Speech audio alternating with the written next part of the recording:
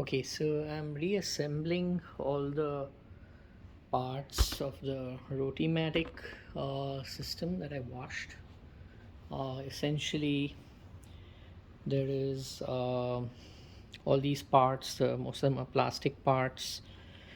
Some of them I took apart completely, like this rubber washer I took apart from here because I washed all of these parts in like boiling water with soap. And but these rubber washers I did not take apart, um, since I was gonna wash these in just regular uh, you know regular, not boiling water but warm water.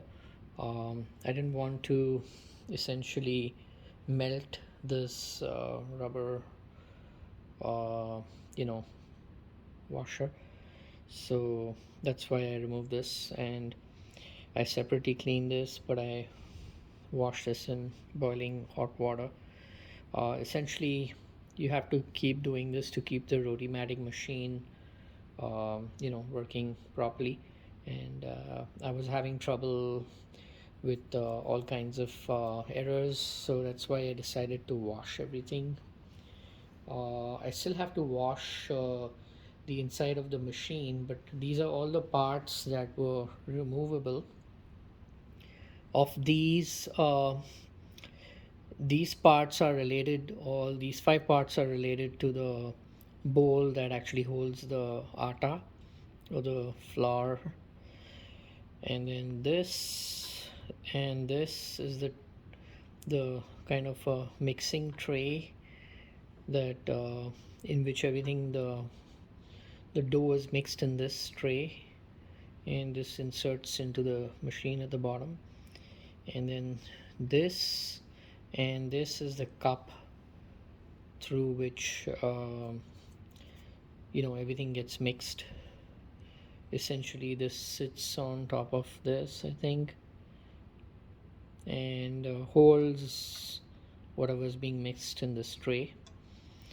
And then these are the lids to the different containers. This is the lid to the atta container, this is the lid to the water container, and this is the lid to the oil container. This is the oil container itself, and this is the water container. So these are all the various parts. Now after washing it, I'm going to reassemble these. In particular, first I'm going to reassemble this uh, the part that holds the actual atta. So because it can get a little confusing when you're trying to reassemble everything. So first things first, I'm going to reassemble this bowl that contains the atta. So basically this has five parts. This is the main part, the biggest part. First of all, before reassembly, make sure that it's completely dry. This is almost dry actually. Okay, so to reassemble this, now you'll notice this has this kind of spring mechanism. I think this spring mechanism holds this bottom part in place. This bottom part actually sits below this, but before this we have to place this plastic white piece in the bottom part. And I think the way it goes is like this. So it goes in a way that these spindles go at the bottom, and it should be able to rotate like this.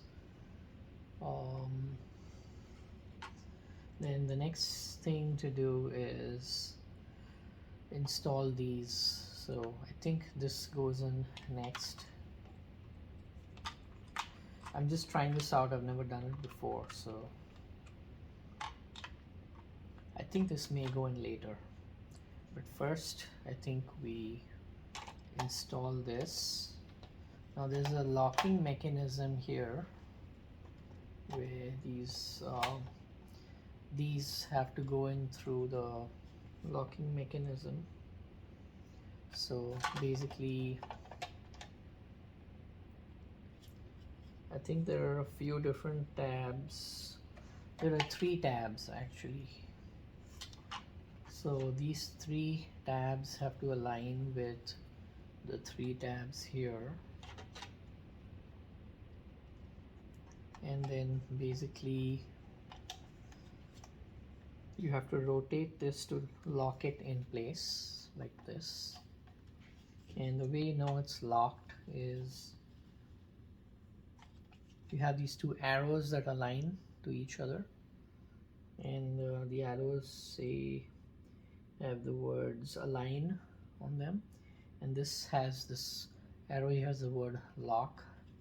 So once you put it into the 3 spots and rotate it, it's locked like this. And then the next step is you put in this mechanism in here like this, and this goes on top of it all. This has also got a locking mechanism where you have 2 tabs here, and then you just rotate it so that it's locked in place.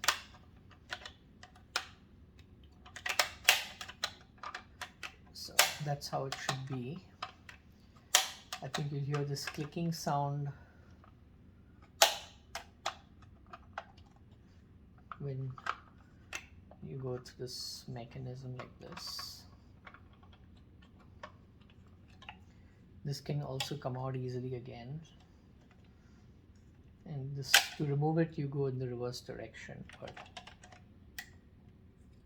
and this can only go in one way. So yeah, this can only go in one way, so that's good. And then this also can only go in one way, because actually these tabs, you have to use these bigger tabs. They're these big rectangular tabs and these small kind of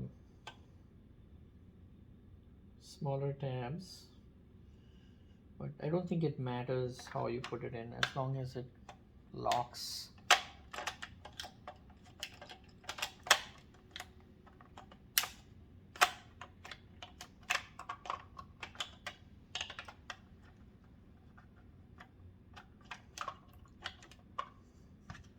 I think to lock it you have to hold the lower piece,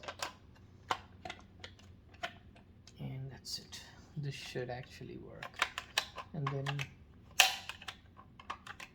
this should be able to move like this, and the other way around it does not move, so it only moves counterclockwise. I think clockwise it gets stuck when it moves up to a certain point, so I think that's how it's supposed to be. Anti-clockwise is the only way it moves, and it makes that clicking sound. So that's how you assemble this.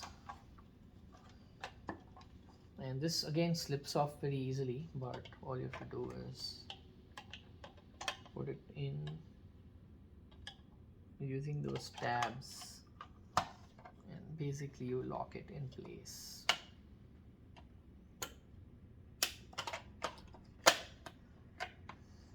That's it.